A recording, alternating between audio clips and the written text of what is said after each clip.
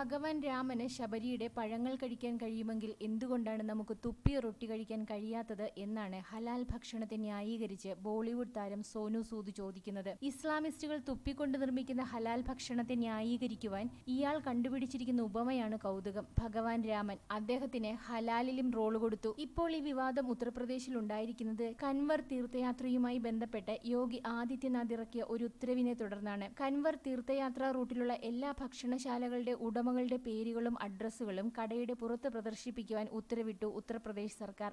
അത് മാനുഷിക മൂല്യത്തിന് പ്രാധാന്യം നൽകുന്ന മനുഷ്യർക്ക് സഹിച്ചില്ല. മതവേർതിരിവുണ്ടാക്കാൻ വേണ്ടിയാണ് യോഗി ഈ ഉത്തരവിറക്കിയതെന്നാണ് ആളുകൾ ആക്രോശിക്കുന്നത്. കോൺഗ്രസ് പാർട്ടി ഉൾപ്പെടെയുള്ള എല്ലാ പ്രതിപക്ഷ പാർട്ടികളും സർക്കാരിനെതിരെ രംഗത്ത് വന്നിട്ടുണ്ട്. വർഷത്തിൽ ഒരിക്കൽ മാത്രം നടക്കുന്ന ഒരു തീർത്ഥാടന യാത്രയാണ് കൻവർ യാത്ര. ഉത്തരാഖണ്ഡിലെ ഹരിദ്വാറിൽ നിന്ന് ആരംഭിച്ച് പടിഞ്ഞാറൻ UP മേഖലകളിലൂടെ കടന്നുപോകുന്ന 4 പ്രധാന കൻവാർ യാത്രാ റൂട്ടുകളുണ്ട്. ഹിമാലയത്തിലെ എല്ലാ പുണ്യപുരാതന ക്ഷേത്രങ്ങളും സന്ദർശിച്ച് ഗംഗോത്രിയിലും ഗോമുഖിലും എത്തി ഗംഗാജലവും സമാഹരിച്ചായിരിക്കും മടക്കയാത്ര. ആയിരക്കണക്കിന് വർഷങ്ങളായി നടക്കുന്നൊരു തീർത്ഥാടനമാണിത്. UPയിൽ അങ്ങനെ ഒരു ഉത്തരവിറങ്ങാൻ കാരണം കുറച്ചു വർഷങ്ങൾക്ക് മുൻപ് വരെ, അതായത് യോഗി അധികാരത്തിൽ വരുന്നതിന് മുൻപ് വരെ നിരന്തരം ഹിന്ദു മുസ്ലിം ലഹള ഉണ്ടാകുന്ന സ്ഥലമായിരുന്നു UP.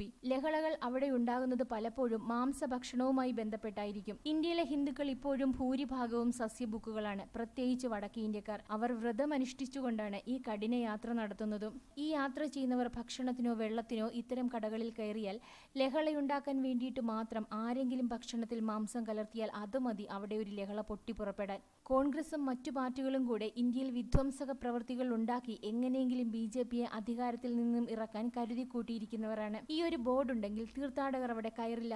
കോൺഗ്രസും അനുയായികളും പറയുന്നത് അത് മതവേർതിരിവാണെന്നാണ്. വർഷങ്ങളായി ഇന്ത്യയിലുടനീളം ഹലാൽ ഭക്ഷണം ബാനർ വെച്ചിറക്കുന്നുണ്ട്, അതായത് തുപ്പുന്ന ഭക്ഷണം. ഇന്ന് വരെ ആരും അതിനെതിരെ പ്രതികരിച്ചു കണ്ടില്ല. ഹലാൽ എന്ന വാക്ക് തന്നെ കുറച്ച് നാളുകളെ ആയുള്ളൂ നമ്മൾ കേൾക്കാൻ തുടങ്ങിയിട്ട് തന്നെ. ഈ ഭക്ഷണമേ വാങ്ങിക്കാവൂ എന്നൊരു തീരുമാനം അവരുടെ ഇടയിൽ ഉണ്ടായിരിക്കുന്നു നിശബ്ദമായി. അങ്ങനെ ഒരു വേർതിരിവുണ്ടാക്കിയതിനെതിരെ ഒരിക്കൽ പോലും ഒരു പാർട്ടിക്കാരും എതിര് പറഞ്ഞതായി കണ്ടില്ല. അതിനു പകരം ഹലാൽ ബോർഡ് വയ്ക്കരുത് എന്ന് യോഗി ഉത്തരവിറക്കിയതിനെതിരെ പ്രിയങ്ക ഗാന്ധിയും കൂട്ടരും